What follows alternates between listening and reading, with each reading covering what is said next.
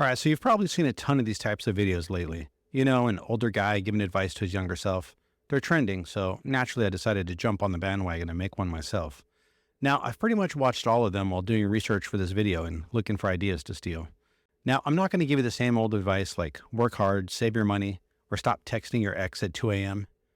Text me back, Abby. What I'm going to give you is real advice. Advice I wish someone gave me when I was 20. So if you're in your 20s or 30s, pay attention because these tips could literally change your life. All right, so let's dive right in. You are not your thoughts. Now, most of us think we're the ones creating every thought in our heads. But if that were true, wouldn't we just think happy, productive stuff all day? Like, I'm awesome. I can do it. She's going to text me back. But instead, our brains love to throw out stuff like, what if I fail? What if they think I'm weird? What if everyone secretly hates me? Now, here's the thing. You're not the one creating those thoughts. They just pop up and you notice them. That's it. You're the awareness, not the thinker. When you wake up from some weird dream about a giant taco chasing you down the street, you don't take those thoughts seriously, right? You don't sit there thinking, wow, what does this say about me? No, you laugh it off, maybe tell your friends, and you move on. Your daytime thoughts are no different. They're just random mental noise. The only difference is during the day, we tend to take ownership of them because we think we're the ones creating them. But at night, we shrug them off. Treat your daytime thoughts the same way you treat your dreams. Let them come and go without attaching any meaning to them. Don't own them. You didn't think them up. This is what spiritual teachers have been saying for years. You are not the thinker. You are not your thoughts. So don't take your thoughts so seriously.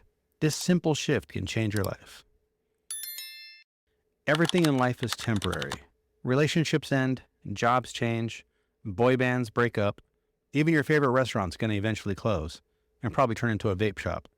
Even the bad stuff, the heartbreak, the grief, sadness, embarrassment from that time you accidentally waved back at someone who wasn't waving at you. Yeah, that stuff doesn't last either. Now, this isn't meant to be depressing. It's actually freeing. Once you understand that nothing lasts forever, you start to appreciate the moment you're in. Think about it. When you know something won't last forever, you enjoy it more. You savor it. So enjoy the person you're with, the moment you're in, because one day they might not be there. And that's what makes the moment so important. Don't let fear stop you. Now, scientists have determined we're born with only two fears, the fear of falling and the fear of loud noises. So what this means is unless you're falling or there's a large explosion next to you, what you're actually feeling is what's called an irrational fear.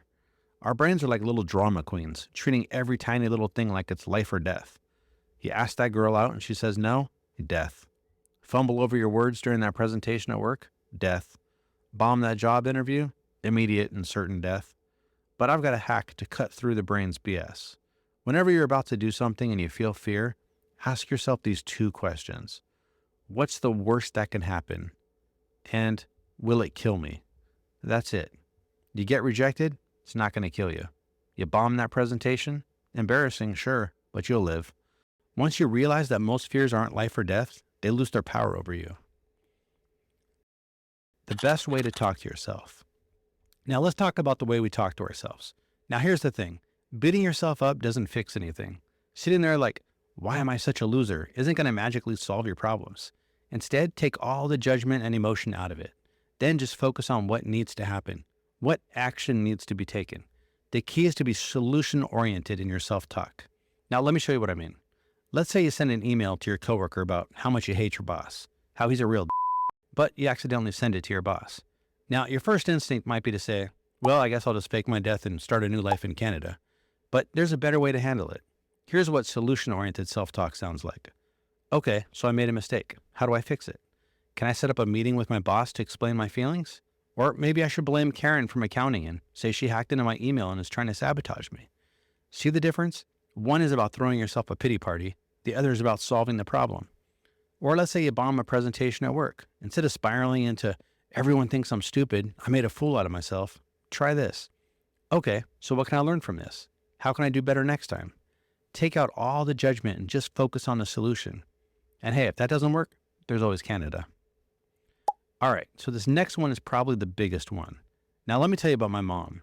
She's been fighting cancer for the past 20 years. Not just one type, but two at the same time. Now, I remember back when she had her very first chemo treatment. This was way back when chemo was a lot worse than it is now. Anyways, I called her after her first treatment, and I'll never forget what she said. She told me she was so tired. She was exhausted and didn't have the energy to finish washing the other car. I was like, what? I thought she'd be laying down all day. Nope. She said she mowed the lawn, trimmed the bushes, washed one car, and was halfway through washing the second one. That's crazy, but that's my mom. Nothing holds her back. She may have cancer, but she doesn't let it stop her from living her life. Now, don't get me wrong. She has her bad days, her bad weeks, but she still lives her life. To this day, she doesn't let it hold her back. See, life isn't fair. It's going to throw things at you. Breakups, job losses, health issues. You're going to have tough times. But my mom taught me the most important lesson of all. It's not what happens to you, it's how you respond to it.